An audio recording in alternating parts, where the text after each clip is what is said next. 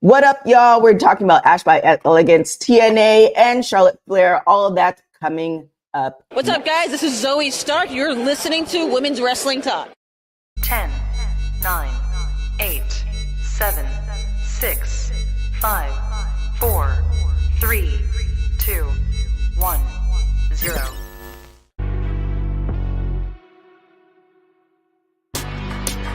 Women's Wrestling Talk, the #1 women's wrestling show on the planet.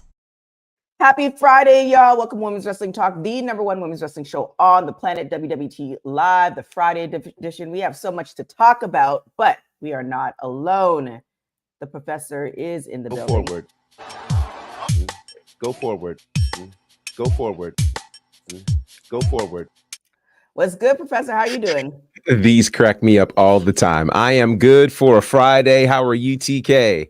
I'm good. And I think it's only apropos that you introduce our next guest, since he's your main co-host every Tuesday, which I'm slightly jealous about, but I'm gonna let you give you the honors. Well, this guy has been doing a ton across the wrestling world. He is an incredible commentator in terms of all things pro wrestling. I get to work with him every single week as part of Wrestle Extra, which is on his YouTube channel. He's part of another great podcast called Rest Things, and he's hanging out with us here on WWT Live. He is known as WrestleManiac, aka Mex. Mex is in the building all the way from the UK. What's going on, good brother? I'm good, man. Thank you for having me. Thank you for that introduction. And TK, thanks for having me. Thank you for coming on. And, he has graced us with his presence. He's coming back from the streets. Said he said he's in the building as well. What's good, said he said. How's everybody doing? Happy Friday. Happy Friday. Happy Rusev Day, sir. That too. Yes. I like it. I'm going to say that for off air. I was going to say something wildly inappropriate, like I typically do. But let's get going. We're used to it. No. We're fine. Let it fly. This is Mex's first day. Like, you don't want to baptize him by fire.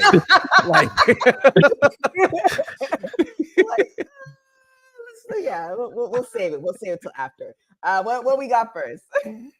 Oh Lord. Well, there are lots of places we should start. You mentioned Ash by Elegance at the start of the show, so let's start there. Ash by Elegance has been part of the talk of all things pro wrestling because of her debut at Hard to Kill on TNA, and so everyone, of course, took a look at her look, compared it immediately to Toni Storm. In fact, we had a lot of conversation about that here on our last show on Wednesday. We got our first kind of real look at her yesterday on TNA Impact, which is the new name of their weekly show. But then she went on to Busted Open Radio. She talked about her release from WWE. And one of the things that she said was she was a little confused receiving the phone call, because she got the call on a Thursday, but literally 2 days before, she was being told that she was going to be booked for a pay-per-view on NXT. So she was very, very confused by it, but she also went on to say that she was not going to allow WWE to stop her career. And so she went on and continued to do things in fitness, and, she got that special account that Kane probably is into. But from there, TNA reached out to her, and she really, really felt like TNA was the perfect fit for her. She said it was everything I was looking for. She said talking with Tommy Dreamer and Gail Kim was the best, and it made me feel like this is the place to be. So congratulations to her and her newfound freedom. I still don't know if we fully understand or have more insight into who Ash by Elegance is, but it is certainly a new start for her in TNA. So congratulations. Yeah, I feel like as we said plenty of times, TNA allows for, in particular the women, I suppose the men as well, for them to be as creative as possible. So we're going to see, I'm banking, we're going to see some ideas that she's probably been wanting to do. And we're going to see a different version of her. Just looks wise, it's like, she could have definitely just came as Dana Brooke or a version of Dana Brooke, but just looks wise, she switched it up entirely. So yeah, I'm curious how it's all gonna look pan out. You mentioned looks, and what's interesting to me is how, take away the hair and the outfit and stuff, her face looks completely different than it did in WWE. And I don't know if that was just the makeup that they were doing with her or what, but it's startling. Yeah. I mean, it seems like she changed her workout routine. Like, you know, when she first started off, it seemed like she was definitely doing more bodybuilder type stuff. And it seems like she's doing more calisthenics, which tends to change your body type quite a bit. As far as her face, I mean, and it could be makeup, it could be a hairstyle, you know, stuff like that. She hasn't really worn that short cut before. So, you know, all that stuff. I think it's really good to see her try this brand new character. I think that's probably one negative I would say about Trinity's run in TNA. It was probably a bit too close to what she was in WWE, and we didn't really see anything experimenting. Although, you know, you could argue Trinity and her WWE character worked a lot better than Dana Brooke in WWE. So it's kind of good that she didn't rely on just being Dana Brooke elsewhere, or, you know, Dana Elegance, Dana Ash, or whatever she would have called herself. Right. She literally had to throw that away because literally, like I say, it didn't work. And she's come with something completely different. And I've always kind of rode for Dana Brooke because she's worked in WWE for so long, avoided so many of these cuts and everything. Whether you want to call it going under the radar or, you know, her time ran out, whatever you want to call it, like she was in the midst of you know, a story in NXT when she lost her job, unfortunately. So yeah, this I guess the main question mark next to this character now is that we literally have something that looks very similar with Toni Storm. And I'm just unfortunate that it's like, whether that was by design or what, like, are people going to give it a chance? Because Toni Storm is doing something is very similar and absolutely killing it right now on a bigger platform. So by default, is Ash by Elegance, you know, just a copycat almost, whatever you want to call it. SETI?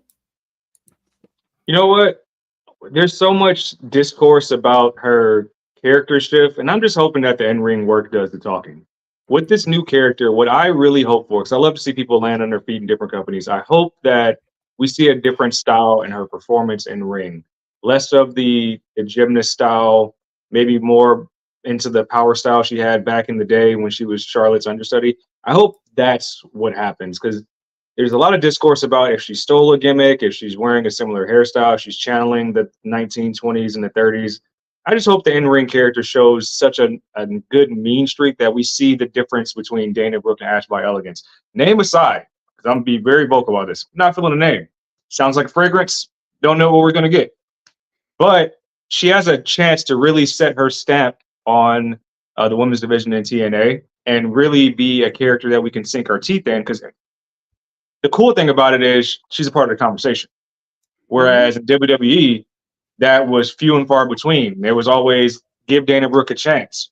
Where's Dana Brooke? Oh, she's 24/7 champion. Now she's almost dominating a talking point, dominating a space that probably wasn't really used to. So I think she even tweeted this out, like, good or bad, you guys are at least discussing it. And that's the most beautiful thing about all this. We're actually talking about Dana Brooke because we want to know more. Right. That's the win. I also shout to MDB999, Bobby, Dylan, Diamond Head. Thank you guys for joining the conversation. Yeah, I mean, we'll see what happens. Maybe the Ash by Elegance, even though it sounds like a fragrance, maybe she's supposed to be a business person. Like, who knows what the variation of everything is going to be? But it is going to be exciting and to be part of that conversation. And with the Trinity comment, she is a business person. She's selling that site that Kane likes, like Professor said. You know. Oh, I thought you were on the site too, but all right. I'm a wholesome man, you know. Wholesome. Okay. So with that and then the thing with Trinity as well is, like, I feel like Trin kept the character because she wasn't able to actually explore it as much as she wanted to at WWE. Like, she wanted to do a lot of the stuff at WWE, and they kind of really put restraints on her. So I guess she fully wanted to see what her character could do if there were no holdbacks. So you know, we'll see how that all kind of pans out. But with that being said, what do we got next? Well, you mentioned Trinity. It's probably a good time to talk about some Trinity news. Trinity, for one, appeared on Impact last night to issue that rematch challenge. And so she's going to be taking that rematch, and that's going to air next week. We also know that this weekend she is in Orlando with TNA for more TNA taping. So at least for the foreseeable future, we get Trinity, which I think is pretty cool. And also looking at some things that happened last night, Nick Nemeth made his first appearance officially on TNA Impact, had quite the conversation last night, ended up being interrupted by Steve Macklin, which was interesting. But he also has been asked a lot of questions. And one of the questions he was asked recently by Sportskeeda is if he would be going to AEW. After all, he has appeared in New Japan. He's appeared in TNA. Is AEW the next stop? One of the things that he said is he's focused very much so on New Japan and TNA. And yeah, at this particular point, that is not on his radar, but he's really looking forward to what he can do with that. He's also doing a number of indie appearances over the next few months, which I think is going to be amazing. But him in TNA just looks like it really, really fit. And it looks like he's excited about this new chapter for him. Yeah, I'm excited. I'm excited as well. I need to check out that interview because I'm curious to see, because at one point he was really wanting to start to put more work into his comedy. And now it seems like he's, you know, I don't know if it's because we're going to talk about him as well. Like John Cena's on the back end of his career and he realizes then he kind of has a timeline of things he wants to do.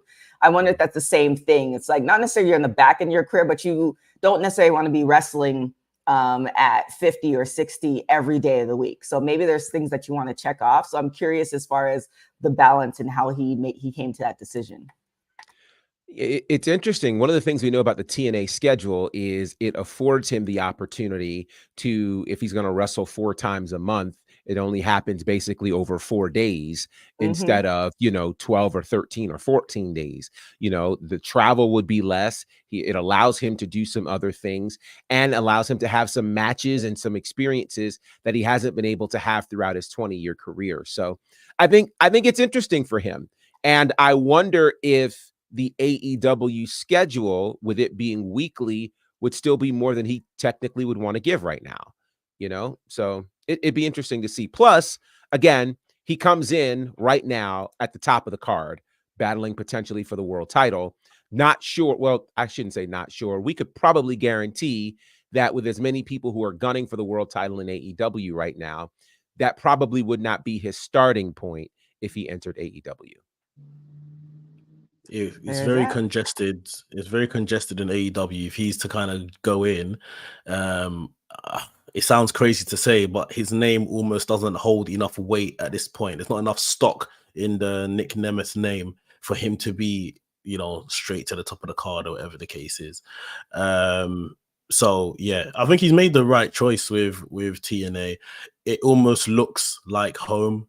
There's something about it that looked like, TNA from 06 or whatever, with him being there. And I think I never saw that he necessarily wanted to continue like a full-time wrestling career. Like obviously TK's mentioned the comedy stuff that he's got an interest in and he's been doing for some years now. So I was very surprised to see him in Wrestle Kingdom turning up, let alone TNA. So right. Yeah, these are really good places for him. I think TNA need, top guys like that, especially with this rebrand. Even, one could argue New Japan needs some top guys, especially with the news after today. So he could definitely have a part to play, build his name up, this Nick Nemeth name up, and then if he wanted to try out an AEW, have a good crack at it from more or less the top of the card. You know what? I'm actually really glad that this got shot down early, because that speculation is literally always there with whoever suddenly leaves WWE. It's like, when are you showing up in AEW? But I'm actually here for this. I like the viewership aside. I think I'm going to start tuning in TNA. I've been a big Dolph Ziggler head since Spirit Squad, since the awkward backstage handshakes segments that he was doing earlier in his career. And I think Yeah. this is cool for him because this is somebody who legitimately has a claim as best in-ring performer of his generation.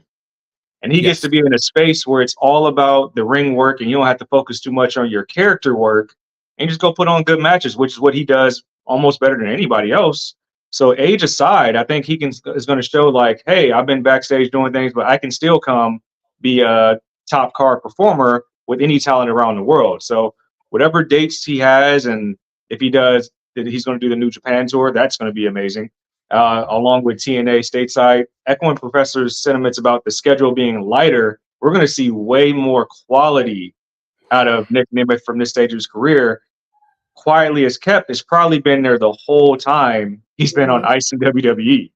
The entire time. He's like, hey, we still got this guy we can call on, but it's like we just don't have time for Dolph Ziggler because we have all these other guys we got to build. It's going to be fun. It's going to be fun. So I look forward to it. It definitely will be. Yeah, we'll see what those storylines look like. But yeah, I think we hinted on it, Professor. What do we got next? Yeah, we hinted at it. So thank you, Mex, for the lob. There's a massive story that has been brewing over the last 24 hours. And it's interesting for all of the talk about people who have left WWE that are appearing elsewhere. This is probably right now, certainly the biggest conversation for 2024, bigger than where is Trinity going to go, bigger than where is Mercedes going to go. Kazuchika Okada is officially leaving New Japan Pro Wrestling. New Japan announced this, which I just think the concept that they announced it is crazy. They announced this yesterday on their socials that his final day with them is January the 31st. Now, for those who don't watch New Japan Pro Wrestling, let me just try to put this in context for you, the magnitude of who Kazuchika Okada is. He has main evented, Mex, get me right here, easily the last 7 or 8 Wrestle Kingdoms. Wrestle Kingdom is the equivalent to WrestleMania in the States.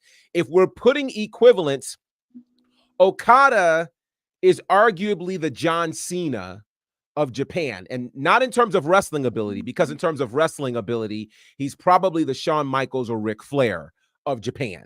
He is, without a doubt, the 60-minute man. He is, I mean, think about it. Most Americans in this modern era got put on to New Japan because of the matches that were happening between Kazuchika Okada and Kenny Omega. I know that's what got me into New Japan several years ago with Wrestle Kingdom. He is that guy. Someone said basically he's the Japanese Roman Reigns. He's bigger than that. He's bigger than that. Let me just be clear. He's bigger than that. And he wrestles far more regularly than Roman Reigns has in the last 3 years. Whenever Kazuchika Okada is on the card, he's always at the top of the card. He's never going to give you a 5-minute match. He has been the flagship for New Japan Pro Wrestling. So for New Japan to lose him and to lose Will Ospreay at the same time is a massive blow for New Japan. And yet everybody's talking, where will Okada land? Now, Mex, I know this is your wheelhouse. I know you've been talking about this quite a bit. So I'd love for you to lend your expertise here, man. Firstly, what does this do to New Japan? And secondly, where do we see Okada landing? It completely just guts out New Japan and continues this trend that's been happening over the last year. Obviously, you mentioned Ospreay, is starting in AEW in February. Okada said he's leaving on the 31st of January. Jay White, that's another top guy that left last year. Tanahashi, yes, he's not the Tanahashi of yesteryears, but he's moved upstairs now into, the more senior position. So yeah, it's one of them ones where this is their, their main event scene, their top talents literally gutted. And there's guys coming through, but they're not ready yet. They're just not ready yet. It's like being thrown into position. Like, you remember when Vince all those years stood up and was like, ruthless aggression, who's got it sort of thing. Like, it's that kind of situation now. Like, who's going to stand up and be counted? And ideally, it would have been nice if they knew Okada was leaving long term and he could have started helping to put people over and all of that kind of stuff. But it's just happened. It was mentioned earlier this month. I think people swept it under the carpet. Last week, he trademarked Rainmaker, and I think people slept on that. Wow. People slept. He trademarked Rainmaker, and I think everyone just thought, oh, maybe not much of it. And then obviously today he came out with what he said. His agent is Barry Bloom, famous Barry Bloom took Osprey to AEW, the Bucks to AEW, renewed those contracts recently. So I guess the smart money is on he's going to end up in AEW, where he could probably live the best of both lives, earn the big paycheck, still live in Japan if he wanted to, or go back to Japan and work for New Japan fairly frequently. I think the bigger conversation is, and I know the answer is probably just money, but why can't New Japan hold on to any of their stars? Like it's, I think it's, we're now creating. We spoke for so long about how important it is to not have a monopoly in wrestling. AEW came along and provided, a second option. Brilliant. But now it's literally, a duopoly between AEW and WWE of where everyone's landed. So AEW is a smart choice. It's somewhat the safe choice. He has a lot of relationships with people there. TK is said to be a big fan. And like I said, he can still have those ties to New Japan. WWE, I guess, is the unknown. We know Triple H is on a mission to repair relationships with the Latino community when it comes to wrestling, the Japanese community when it comes to wrestling. So I can't help but think if Triple H really wanted him, they pushed out the boat for him, they would use him. They could just make him, a champion ASAP, just to really show they're serious about him. And WWE is obviously, it'll be more fresh, there's more new, there's matchups that we haven't seen, whereas AEW you've probably seen some of them. Imagine, an AJ Styles, a Brock Lesnar, a Randy Orton, even a Reigns. Like there's different kind of plethora of guys that would be good to see Okada go up against. But yeah, like you said, it's massive. Okada and Tanahashi probably around 2010, 2011, they saved that company. They were the guys that the company really got behind and really pulled that company out of, the hole that they were going into. I remember seeing maybe like 2 years ago, Wrestle Kingdom ticket sales, and just up and up and up. And that's reflective of the period where Okada was just in the main event every single year, like pulling out bangers. Yeah, it's just a very sticky place for New Japan to be. Exciting maybe for, wrestling fans that have heard of him, but haven't seen him outside of Japan and want to see that. But yeah, I think New Japan need to really come up with a solid plan to retain their stars. And then it's, of course, where is he going to end up, which is, I guess, the next big question everyone wants to know the answer to. Yeah. I mean, on a money front, because it seems like AEW and New Japan have a good working relationship. So if on the money front, it is a money thing, and we don't know, this is all speculation. It is a money thing, and they're trying to offset the money by having him be somewhere at like AEW, but he can still wrestle for New Japan. Then it's a win-win for both parties, meaning that, they still have the brand recognition, they have the relationship, all that stuff, and they can either reorganize or whatever it is on the back end. Because that's what it really seems like it. Because even when Will Ospreay, they had him at the media scrum, it didn't seem like, for instance, we Ash by Elegance. She's with TNA now, and she talks about her leaving WWE and how it wasn't, the ideal situation for her. Whereas this one, it was kind of like, okay, I'm going over to AEW, but the door is still open to wrestle at New Japan or wherever you want to wrestle. So it might be just more of a money thing to reorganize things, opposed to closing the doors down completely. Okada had a lot of troubles with the last president. I think someone just said it there. Yeah, he had a lot of troubles with the last president. I don't know whether they were over money and just booking and stuff like that. And then eventually, obviously, they got rid of that president. Tanahashi came in. And yeah, maybe like you're saying, this TK, it's just a case of, well, it's like kind of like, let's put him over here in AEW. We can still use him. They can pay him the wage he's after. it's funny. Wrestling fans are having a bit of a meltdown today with Okada.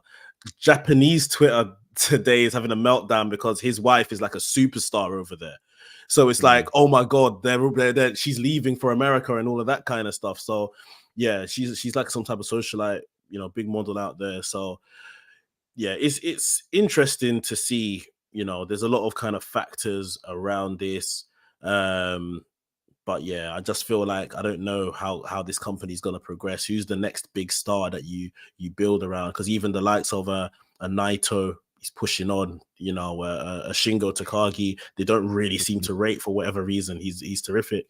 And then everyone else is the next crop down. You got a ZSJ, which you would think is almost his opportunity now, but they are probably going to be very tentative with the gaijins, the foreigners there, because traditionally they give the foreigners the belt and they raise their stock and then they leave. So yeah, it's going to be interesting how they go forward with this. But yeah, it's big news.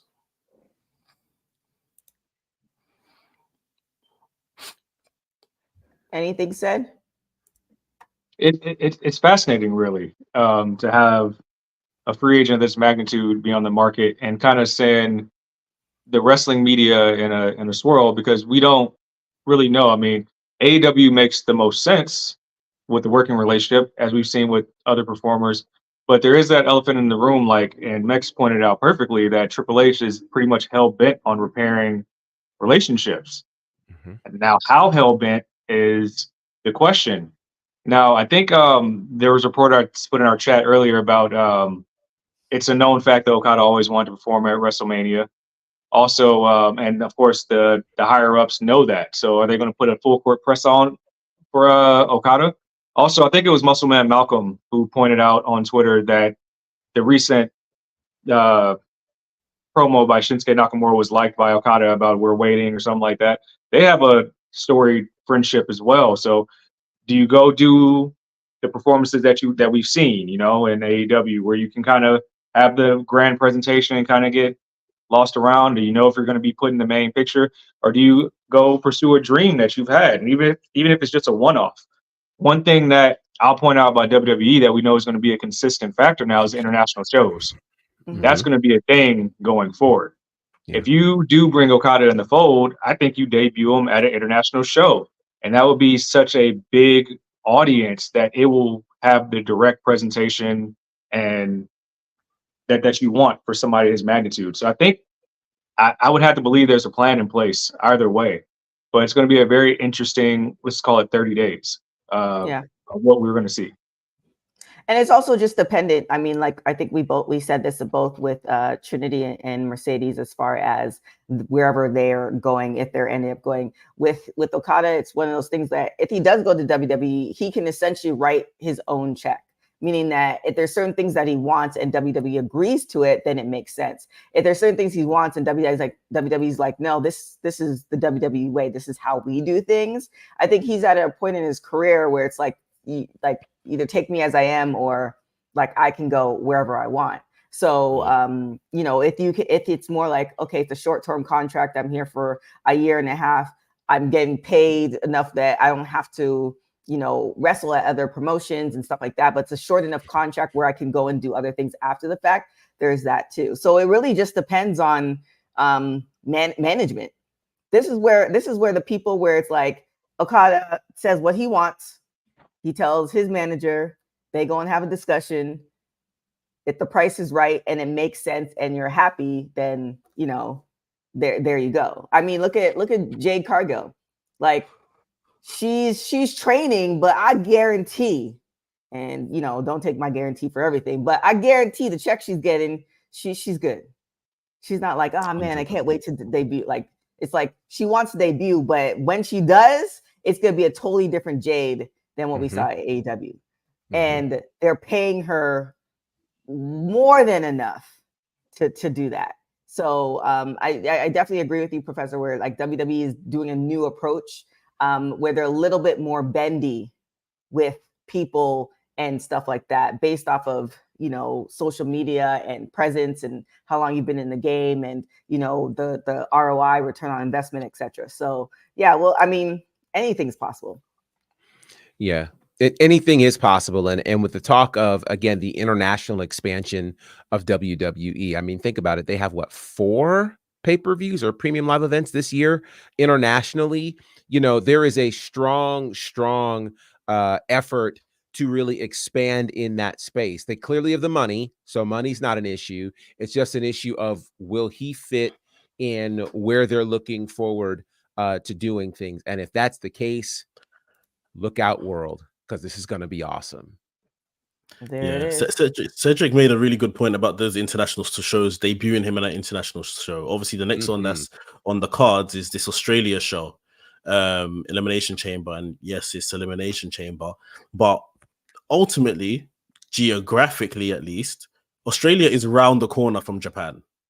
Like, if you wanted to kind of drop a little hint, you know, like AEW did, best in the world this, best in the world that, whatever, you know, coin drop Rainmaker, something like that, Right. and hint that he was going to be at Elimination Chamber, you'll probably get a lot of Japanese fans down in Australia to see that. And, you know, big stadium show, you know, it'll be great to kind of debut him there, like Cedric's kind of suggested.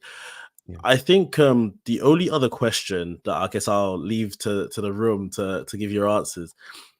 What is now the point in AEW Forbidden Door?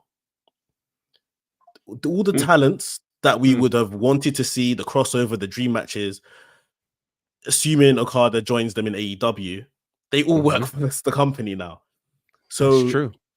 What are dream matches left? Why do we need AEW Forbidden Door anymore? I think you're exactly right.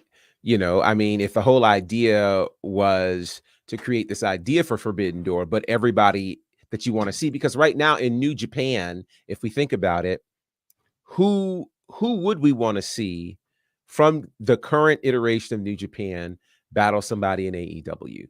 And we can't really think of a name. Okada, Ospreay, those were the 2 main ones. We've seen Tanahashi. Outside of that, you know, everybody else they were bringing was just kind of, I mean, it was cool, but it wasn't like, oh my gosh, not worthy of an entire pay-per-view. So that unless they're able to establish something with perhaps All Japan or some other organization, but the problem is, if people are thinking of Japan, they primarily think of New Japan, you know. And so in terms of other organizations around the world that are doing the kind of thing with Progress, maybe, I mean, like, it's hard to name another organization that would garner the interest that people would go, wow. You know, CMLL, I don't know if that's a Forbidden Door kind of thing, because we're getting the Mexican influence almost weekly on AEW. We've seen Commander, Vikingo, you know, like all of these people, Gravity, all these people that have just they've just worked into the weekly show. So that does get interesting. And then you couple that with obviously the big All In show that happens in London. Is it necessary? That's a great question. It's a great question. Wow. Yeah, I don't know, because it seems like sometimes, I mean, we've all talked about the fake TK. It seems like it's when you have all the money in the world, but you don't necessarily have the game plan in place, because in how things are going with so many different things, you have the television, you have social media, you have the wrestlers themselves, and then you also have these wrestlers where they have these open door policies. It's like you have to formulate this plan, and everything is subject to change, barring injury and stuff like that. But sometimes it feels like it's just more like he's a fan of that wrestler and he can afford to get that wrestler. But then as far as the plan, the long-term plan, it's not quite there. That's where it's like, it's one of those things that as the wrestler, you have this open door policy where you can do what it is. You can either, choose to sit on the bench, collect the check, and, live your best life. And then, pitch certain things. And because the fake TK is a fan, you can see it, but it might not go, oh, you haven't heard the fake TK? Yeah. I mean, I'm the real one. So it doesn't necessarily go as planned. So I don't know. It's going to be quite interesting.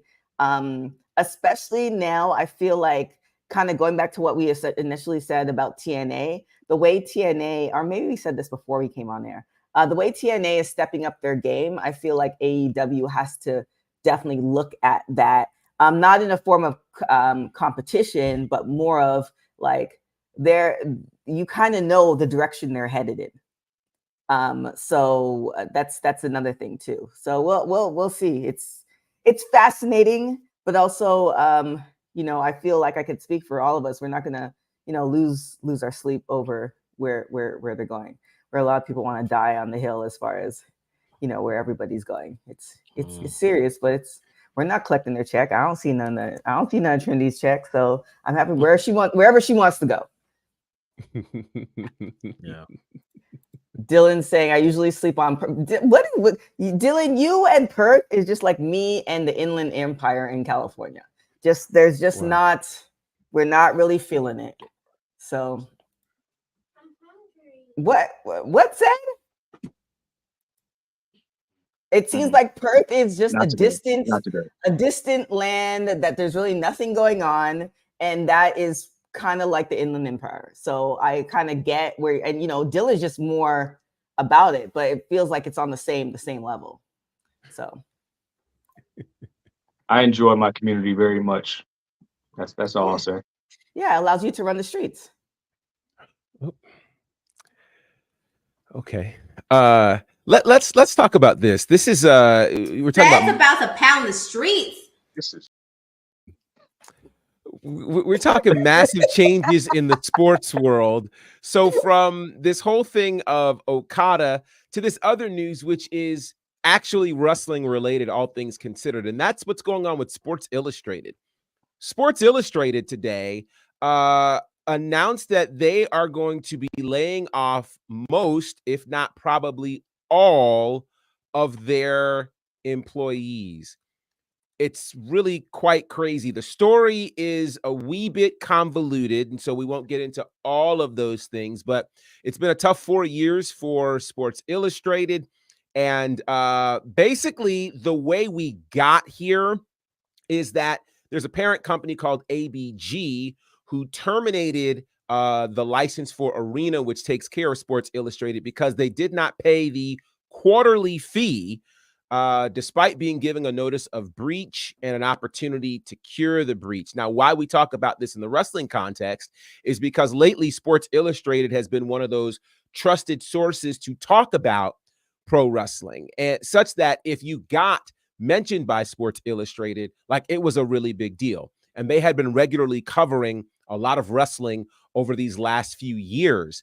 And so for the idea that Sports Illustrated could go away after 70 years of serving the sports community is kind of scary. And I'm curious to ask,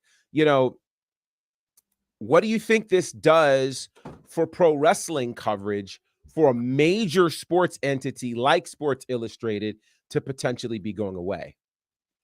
I found this fascinating because Sports Illustrated and Pitchfork is going to be absorbed by GQ, and then you also have Sports Illustrated, and there is a possibility that it will come back. But when I was reading the story, it kind of reminds me of Blockbuster, meaning that you have these magazines who are big, because I think Dylan made reference to it. Does Sports Illustrated covers hit like they used to? And it's like, no, because we don't really, I could speak for myself. I can't remember the last time I bought a magazine. Like, I see it in the grocery store. I may or may not pick it up. There's a 90% chance that I don't. I see the cover, that's cute. If there's something that catches my eye, I'll look up whatever the story is on my phone. And even if it's not from that magazine, you'll get the story from somewhere else. The burner phone. So it's, the covers are still beautiful. I think they still were doing the model one that I think it happened every November or something like that. But I feel like this is where it's key to kind of find the right person to evolve. Like, if you look at like the Nike story, or if you look at different stories, or even Pepsi, they brought in a certain individual that was a visionary to kind of get them through that changing period. And I don't think Sports Illustrated did that. However, if they managed to get it back, it's like, what are you going to do with it? And it was also like a money thing too. So it is sad, but unfortunately, like a lot of places are firing departments, and it's one of those things where it's kind of speaking to what I spoke to before with New Japan Pro Wrestling. Allegedly, I don't know what New Japan Pro Wrestling's books look like. However, a lot of things where you're seeing people that are losing departments and stuff like that, it all boils down to the money. It has nothing to do with the talent. So it's if they get another chance, really to figure out how they can balance it out. This is sad. It is. Like this is like the continued death of not only like physical media, but like things that were so prominent in the 90s. Like you mentioned Blockbuster, thing like has the opportunity to come back. That makes me think of Toys R Us. Still ain't back yet. Physical media is slowly dying. Journalism is slowly dying. You can just tell by the way Twitter has transformed since the ownership change. But like the way we receive news and media, and this affects wrestling in a big way. I feel like in the past 90 days alone, a lot of big stories have broke. A lot of big interviews have broke with Sports Illustrated. I think MJF, as well as Bailey, recently had articles written on them by Justin Barrasso. So this is huge in the instance that there are a lot of outlets that can cover wrestling, but Sports Illustrated was kind of like a stamp where it's like, oh, this is like, I can kind of blur the lines between scripted and reality and kind of learn more about this person, the performer who's going to play this character. We're not going to have stuff like that unless bigger outlets like Fox Sports, ESPN pick up their coverage of wrestling and combat sports as a whole. So it's very interesting. And this is not a story that should be overlooked. Everybody should really be up in arms like what's going to happen here, because it's going to get a lot worse before it gets better. And that's for sure. Well, I know ESPN does have coverage, and it's one of those things where obviously they make the bulk of their money covering, major sports. So they do have coverage for wrestling and MMA and stuff like that. Shout out to Mark over there. But, they don't push it because that's not where their bread is buttered. So it's usually generated around the bigger shows too. Yeah. It won't be like your in between PLEs. Usually around the bigger shows. It's like this is so alarming. Like we just laid East Bay to rest last year. So like, damn, yeah. Was it last year or the year before? I think it was 22. It might have been 22. It might have been 22. In the UK, I was also saying in the UK, they've recently got rid of WWE Kids magazine, which a lot of, I'm sure they probably have some equivalent in the States, but yeah, obviously the writers or the main editor, he's had to just move into something else. He's a friend of mine. He's running around looking for another publisher that's gonna pick it up and take it on. WWE don't seem too interested in pushing for it. I guess they just believe the kids will find that media elsewhere, or maybe on the internet, or whatever the case is. But for people that maybe don't expose their kids in this sense to the internet, and obviously this is WWE Kids magazine is for a really kind of younger age, 5, 6, 7-year-olds and stuff in their fandom. It just completely just wipes out that level of the fan, and always going to the shop on a Saturday with your mom and picking it up from the grocery store, whatever the case may be, gone. And just no plans on how to or when it's going to be replaced. Yeah, but we're also not, and this is where I feel like my mom when I say this, because it's like one of those things where a lot of things are no longer what we're used to, as far as you talking about cursive, writing a check, writing a letter. Like my church, I think 3 or 4 weeks ago, we were doing this letter. It's the whole thing. And they literally had to go and have a video to show people how to like write and post the letter, because it's not commonplace anymore. So with the medium like a magazine, people are often, and we have 2 parents on here, so you let me know if I'm wrong. People often rather give their kids the iPad because it's one thing, you don't have to bring several books or whatever. You can switch to different things versus a magazine or a book, because you can get all that on the iPad. So even the physical medium of it, like I have magazines as decorations now that I bought maybe like 10 years ago. And it's like, those covers of like Prince or wherever, but those are literally decorations. Like I have no use for them in that sort of way. So it's sad for us because that was part of our growing up. Like everybody bought some form of a magazine, whether it's music or sports or Sports Illustrated, stuff like that. But I don't know, like when's the last time you guys purchased a magazine of any sort? It's fair. That's a fair No point. idea. Yeah, no idea, really. It's a fair point. So I remember one of them door-to-door Are you gonna say salesmen. Penthouse said? Oh, yo, no. Oh, okay, my bad. All right, I thought you were. No, I remember. I was reminiscing. gonna say. I remember a door-to-door salesman came by my apartment one day and caught me looking through the peephole, called me out on it, and got me to subscribe to like some fitness magazine for a year. And I felt bad because he was a special needs gentleman, but he got me. He was like, "Oh, I see you looking through the peephole," and he subscribed me for like a year for a fitness mag that I never even used. Sheesh. So that was the last time. It's wild. So yeah, I mean, they just have to figure out if they get the opportunity again, and I don't doubt that they were trying to figure out. They probably did different stabs at it and stuff like that. But bringing in somebody who is truly a visionary that you're willing to take a gamble on to figure out what that formula is to keep it around. So Sports Illustrated pretty much laid off everybody. Do we know? So digital content will be gone as well. Do we know? They have, according to the article, and correct me if I'm wrong, Professor, they laid off the majority of people. Then there's going to be a certain amount of people that's going to be staying on for a certain period of time. And in that certain period of time, if they can't pay their debt, then it's completely gone. So they might be essentially limping digitally, but definitely not physical. Physical is way too expensive. You're way better off trying to figure out or trying to hold on digitally as far as trying to keep whatever the advertisers or whatever who's paying what, as far as keeping a little bit of money coming in.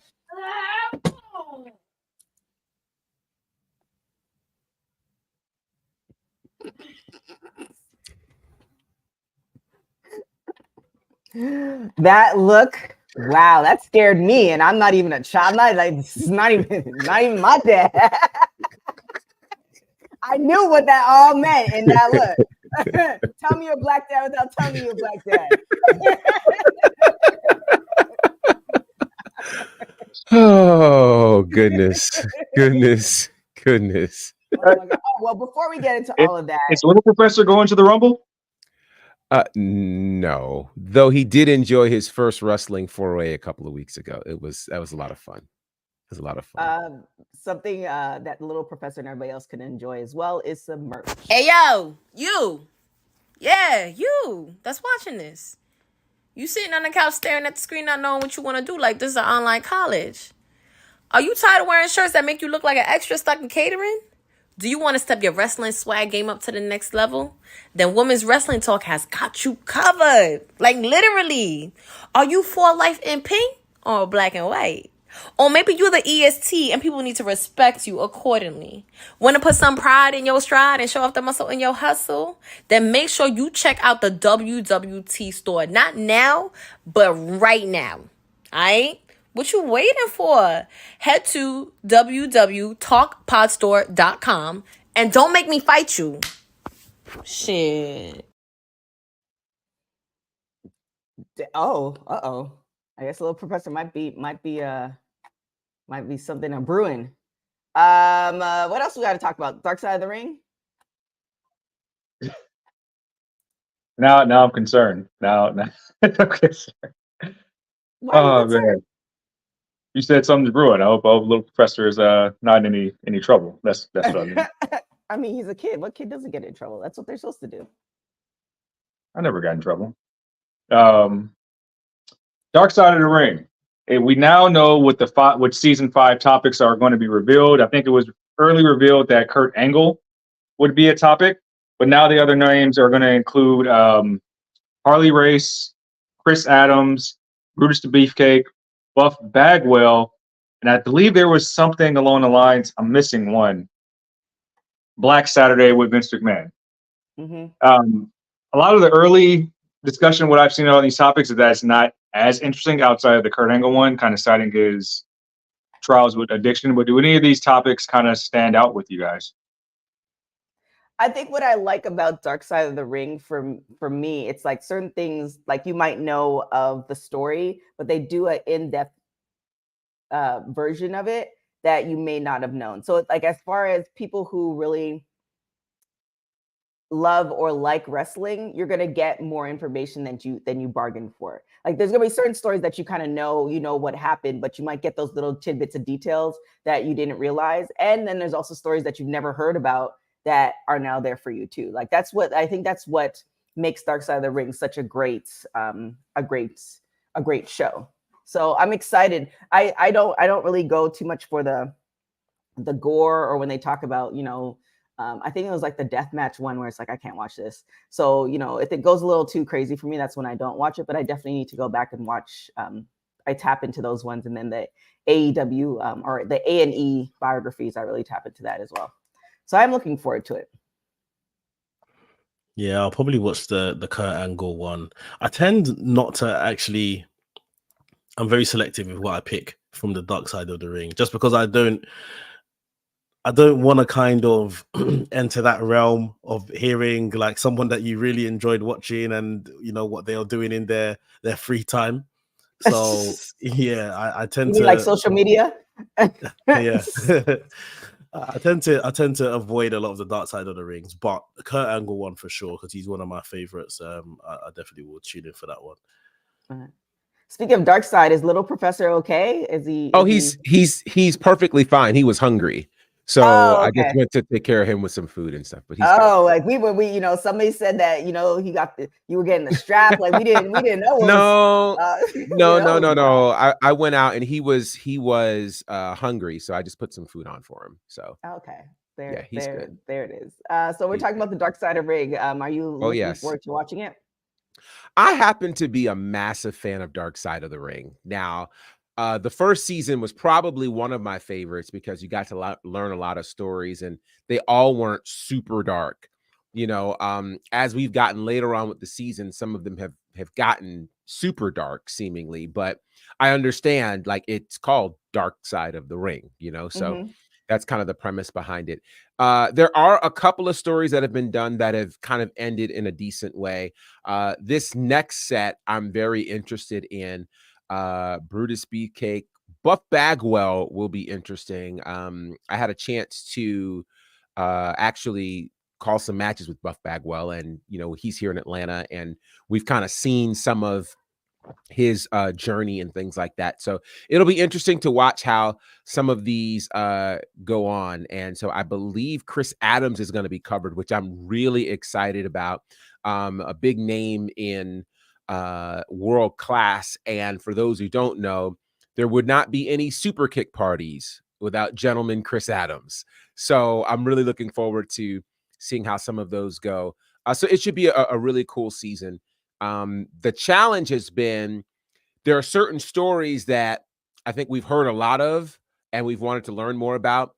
I'm not sure if this season contains those stories that we've always wanted to know and never knew, like the plane ride from hell and, you know, all of that type of stuff. So it'll be interesting. It'll be really, really interesting. I just hope that nobody gets caught up too bad because the last couple of seasons have had some modern impact on some names.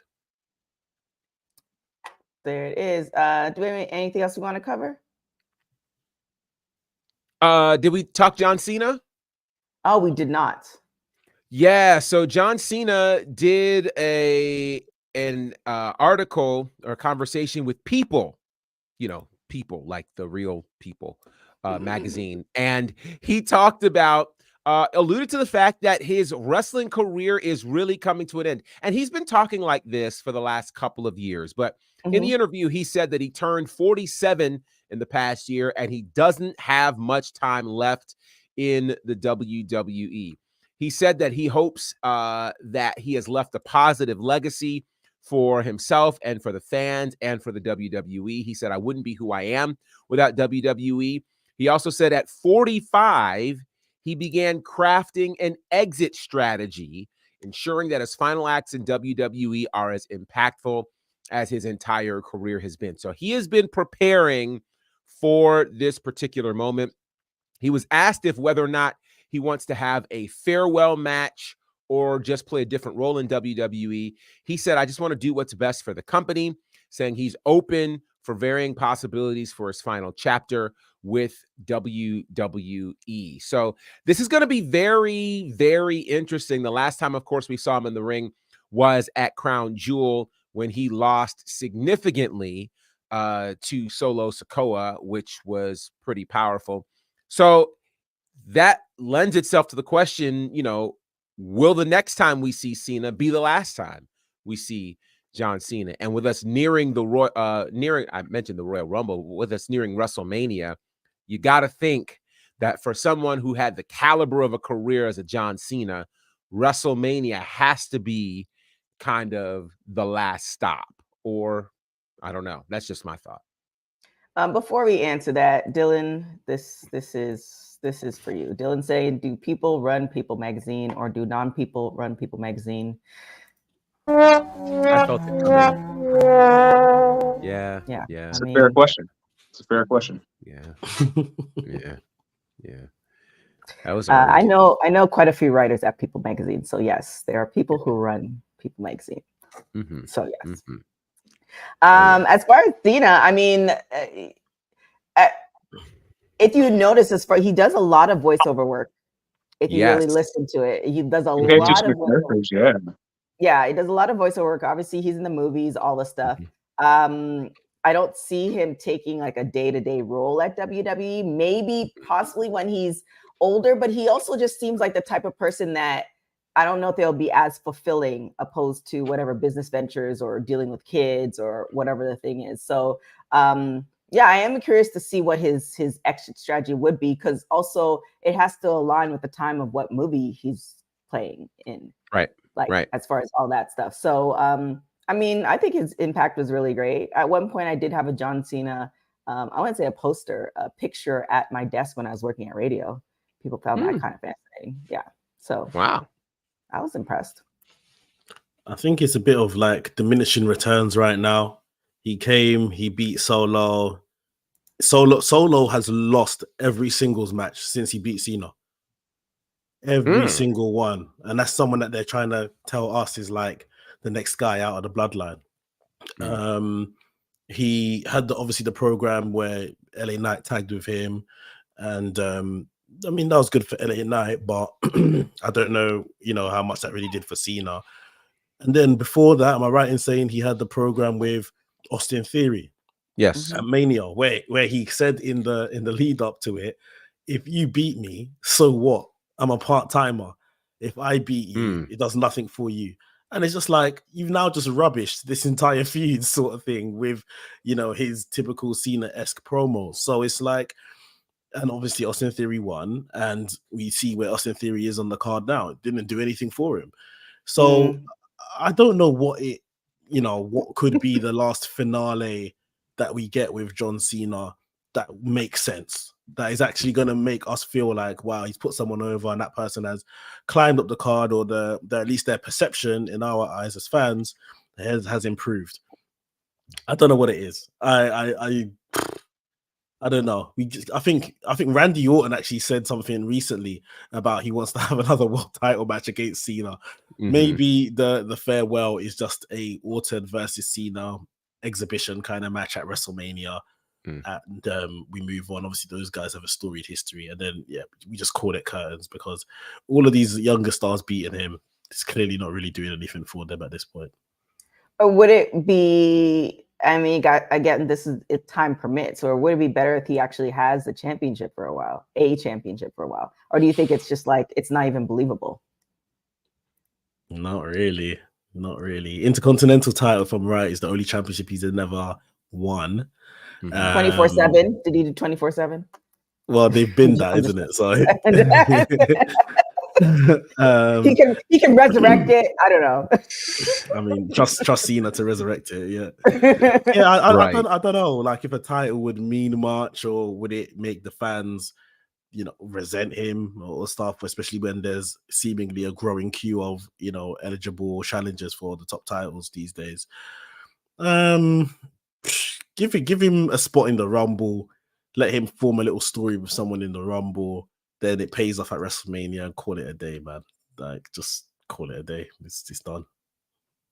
Okay. You kind of have to pay off careers like this.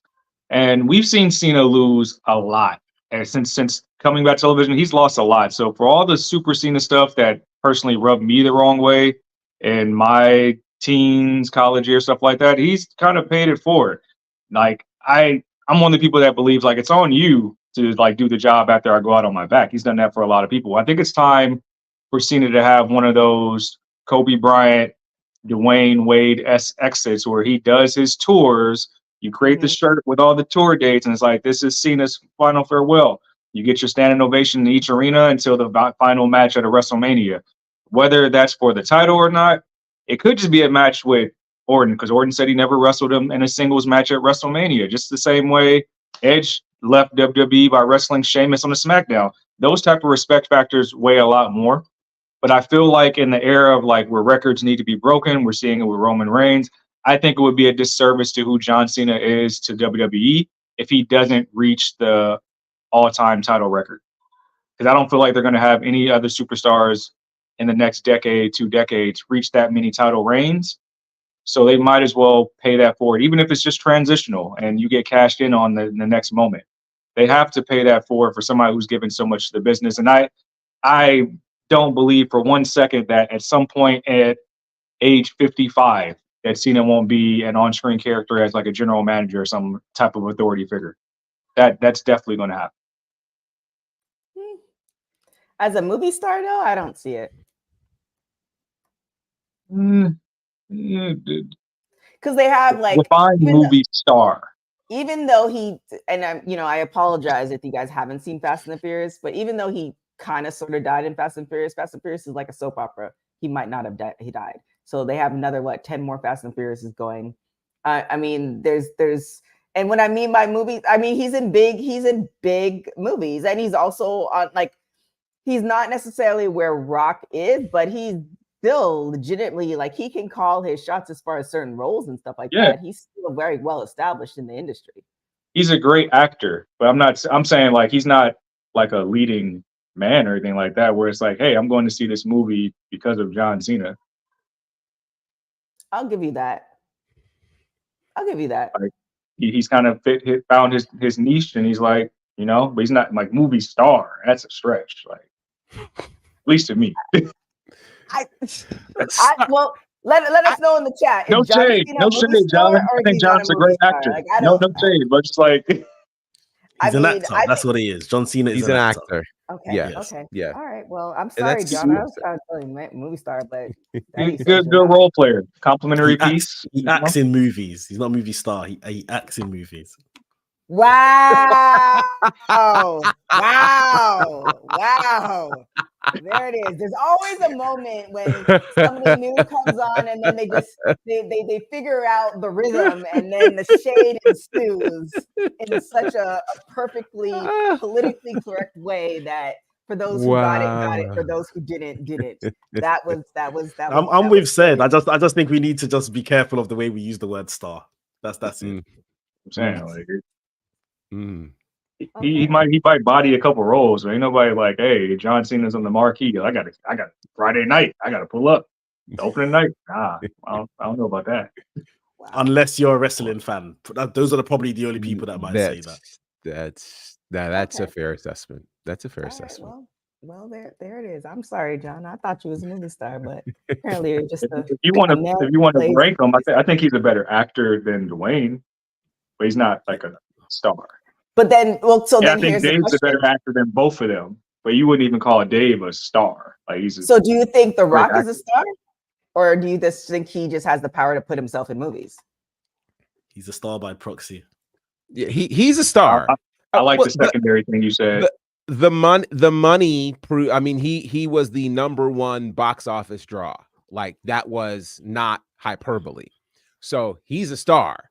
Now, as we've seen in, I think, all things entertainment, whether that is music or pro wrestling, being a star and being the best aren't necessarily synonymous. And And so Dwayne's like the Drake of movies, where you get so many of them, but the quality ain't really there. Drake of wow. It's like there's so much there, and it gets kind of diluted, and it's not that much quality. So Wow. you keep seeing Wow. it. Like, Wow. Wow. Wow. Drake. Wow. I just Said all catalog, no bars. yeah. Thank you. Wow. wow.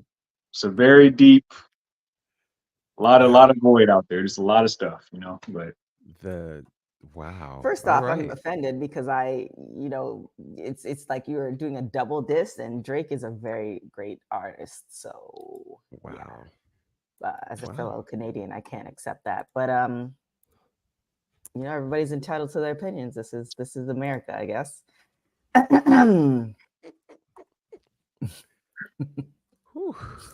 this is not a heel turn, by the way. This is my authentic thoughts. My Lord. Okay. Well, you know what to do, Dylan. You can cut that one up, and we'll send it to both Drake and The Rock and see how they respond.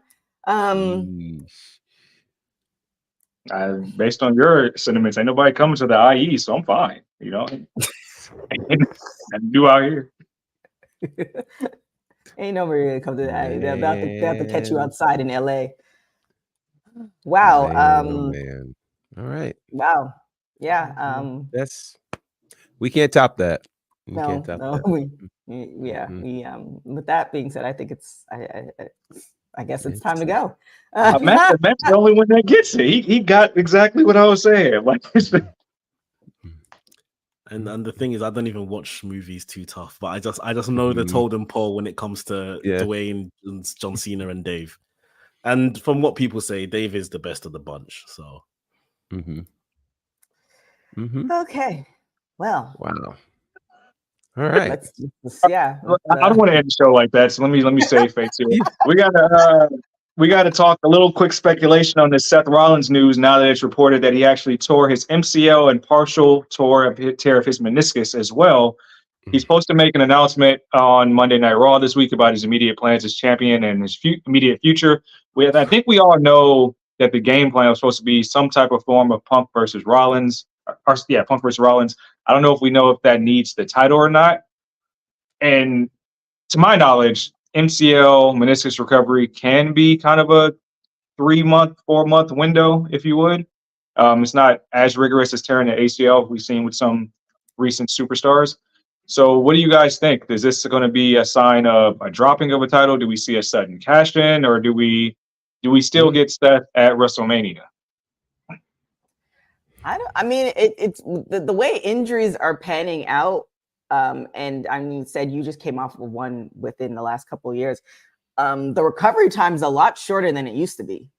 Especially if you have the money, the backing, the technology, the doctors, et cetera, and then, physio and all that stuff. So there could be a way where he spins it or they spin it where he holds on to it. I think it's more just dependent on because it still feels like WrestleMania is like the reset. It's like everything leads up to WrestleMania. There's a little bit of a reset, and then we're starting it's like WrestleMania is literally the new year. That's the start of 2024. So it really just depends on what the story was supposed to be, and if they can still make it work, or was the story supposed to be for him to carry it through WrestleMania, and how they can make that work, or scrap the story entirely because they don't know how long he's going to be out for, and plan something new. There's still enough time where you can play it for WrestleMania, opposed to it being 2 weeks before WrestleMania. I'm trying to remember the exact year, but it was a few years back when he had an injury that happened. Our informational officer Bosa said 2015. That's not the one I'm referencing, though. 2019, I think it was. That's the one I'm talking about. Brought Samoa Joe up to the main roster. Yeah, because he was supposed to fight Triple H at WrestleMania, and it looked very, very bleak. And he came back a week or two before, but he was off on injury. What saddens me about this whole thing is it feels like ever since the creation of this world championship, it was done for two things. One, to give Seth a world title run, but two, to give Seth that WrestleMania moment that he gets to walk in as champion, something he's never done. And the possibility that that may not happen now is kind of frightening. It's kind of frightening, and I feel bad for him. I wonder what's going to happen. I don't know. There are lots of ways they could do this.